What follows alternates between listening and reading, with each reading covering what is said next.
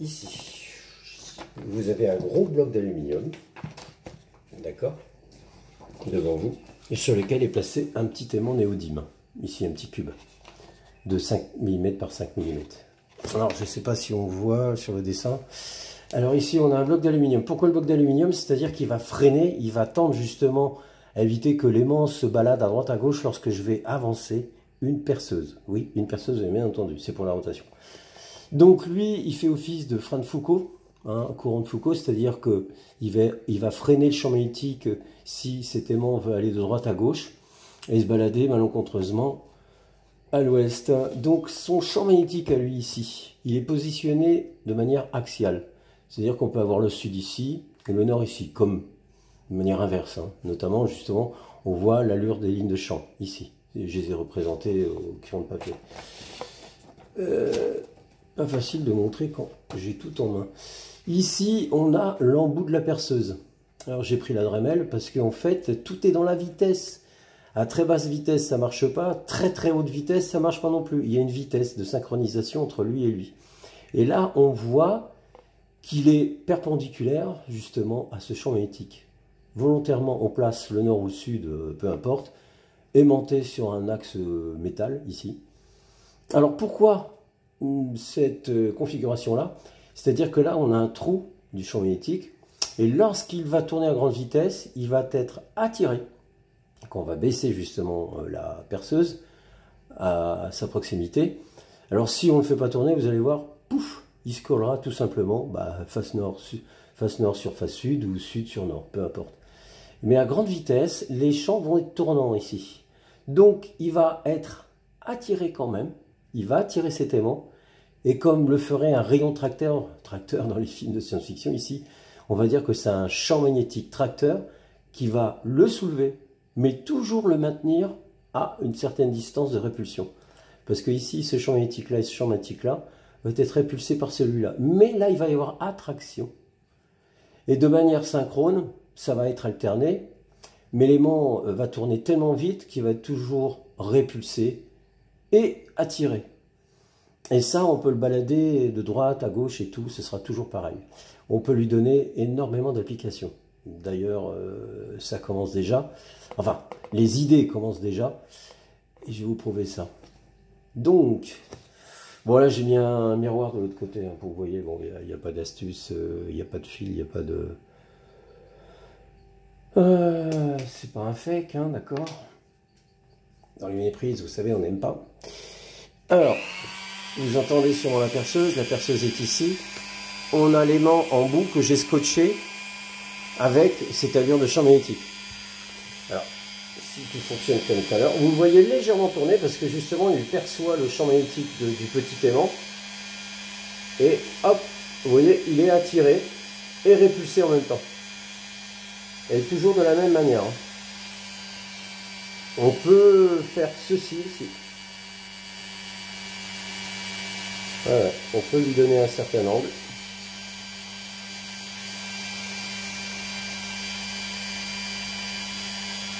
Alors vous ne le voyez pas forcément stable, mais c'est stable. Alors normalement on pourrait le mettre à angle droit.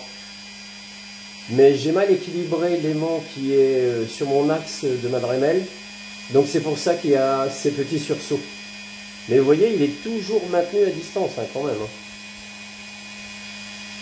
On croirait pratiquement un petit fil sur le côté. Alors je vais vous prouver quand il se balade un peu trop comme ça, droite à gauche et tout. Voilà, on peut le ralentir tout simplement avec l'aluminium. Parce que l'aluminium en dessous va tendre à freiner les lignes du champ magnétique du petit aimant qui est proche de l'aluminium. Donc ça le freine, vous voyez, il ne bouge pas trop là. Il est maintenu de manière stable. Et dès qu'on le soulève de l'aluminium, il a des petites tendances à se comporter de manière chaotique, c'est normal. Est-ce qu'il est plus freiné par quoi que ce soit? D'ailleurs, si on l'enlève réellement de l'aluminium, voilà. Mais, il tient toujours grâce à la vitesse. D'ailleurs, maintenant, si je change la vitesse, alors on va le faire quand même. Vous avez vu, il s'est retourné, mais il s'est repositionné toujours avec un champ perpendiculaire. je vais baisser. Ah non, je monte. On peut le maintenir. On peut le maintenir. Mais à un moment donné, voilà. Il lâche complètement ou il fait n'importe quoi. Vous voyez, on peut pas là, on peut pas là. Ce qu'il a envie de faire, c'est ça. Tac, vous voyez, sur le côté. C'est un effet bœuf quand même, non? Vous trouvez pas? Moi, je trouve ça vraiment trop cool.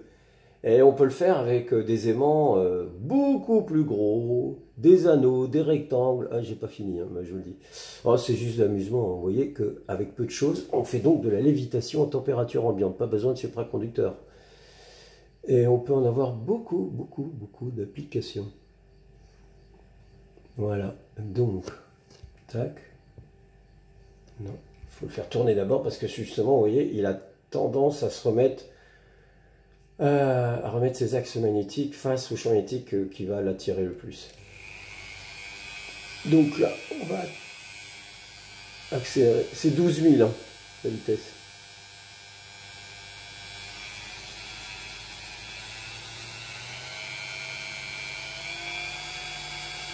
Normalement, c'est suffisant là.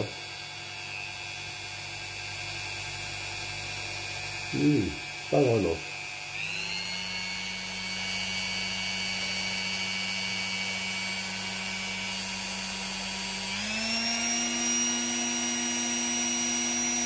Mais plus rapidement il va se rapprocher, puis après il se collerait.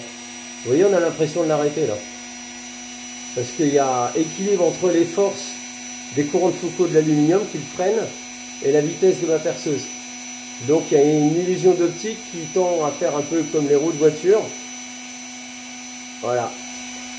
C'est-à-dire qu'on ne voit plus tourner l'objet dû à la vitesse synchrone par rapport à ma perceuse et au freinage.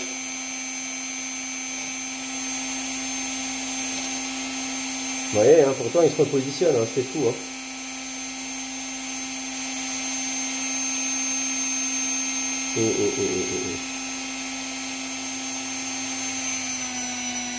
Ouais, cette vitesse-là, les gars. Là.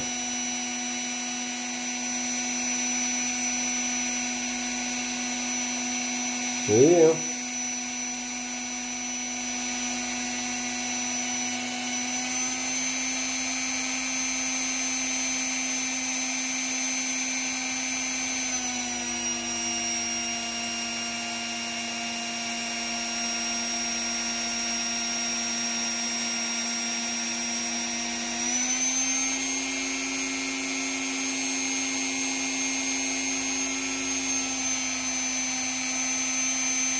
Et on peut le faire avec beaucoup d'objets, quoi.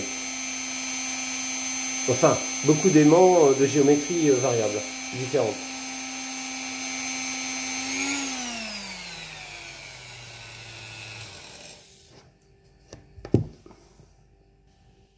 Bon, pour vous prouver qu'effectivement on peut utiliser des géométries différentes, là on a un cube. Et ici, en fait, on a un cylindre. Et j'aurais dû y penser tout de suite.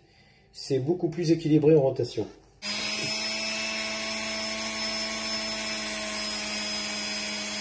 Vous voyez, la rotation là, elle est quand même meilleure. C'est beaucoup plus stable.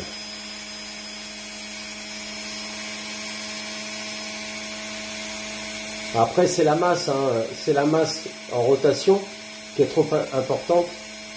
Et la gravité rejoue son rôle justement sur un déséquilibre de masse par rapport à son centre de gravité. Donc c'est vrai qu'en angle, il a tendance à aller de droite à gauche et de gauche à droite, n'importe comment.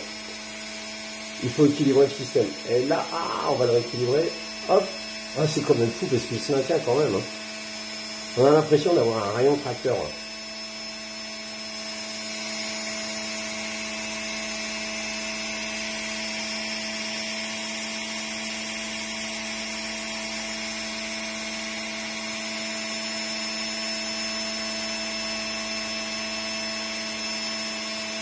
Donc l'aluminium qui joue toujours son rôle de frein, qui lui permet de rester stable, sinon il acquiert une vitesse de déséquilibre et il est complètement fou en rotation. Bon, pour vous prouver qu'effectivement on peut utiliser des géométries différentes, là on a un cube, et ici en fait on a un cylindre, et j'aurais dû y penser tout de suite, c'est beaucoup plus équilibré en rotation. Rotation donc d'un cylindre qui va être quand même assez parfait, je trouve.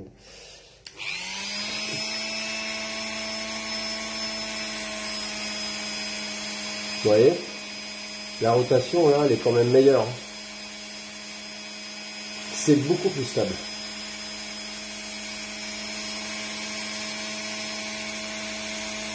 Après, c'est la masse, hein. C'est la masse en rotation qui est trop importante. Et la gravité rejoue son rôle justement sur un déséquilibre de masse par rapport à son centre de gravité. Donc c'est vrai qu'en angle, il a tendance à aller de droite à gauche et de gauche à droite, n'importe comment. Il faut équilibrer le système. Et là, on va le rééquilibrer. Hop. Ah, c'est quand même fou parce qu'il se maintient quand même. Hein. On a l'impression d'avoir un rayon tracteur. Hein.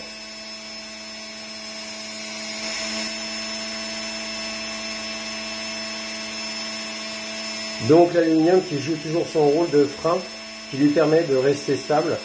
Sinon, il acquiert une vitesse de déséquilibre et il est complètement fou en rotation. Mais on peut faire plein de choses, quoi. Sans avoir besoin d'aluminium, vous verrez, je vais prévoir sûrement des choses. Ça, c'est de l'amusement pur. Imaginons ça dans une sphère, l'aimant en rotation, mais sur un axe, vous voyez? Et la sphère se met à léviter, et en haut, on cache la perceuse. Enfin, on cache un moteur, on n'est pas obligé de prendre une perceuse, hein, parce que 12 000 tours, c'est rien là-dedans. Chaque moteur peut aller jusqu'à plus de 30 000 tours minute. Hein. Mais c'est très simple, et on s'amuse à mettre un variateur de vitesse, pour que n'importe qui s'amuse à trouver la lévitation parfaite.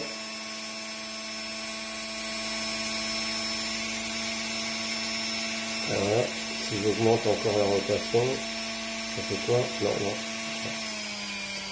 Ouais, on va terminer là-dessus. Hein. Je vous ai assez saoulé. Yes. That's all, folks.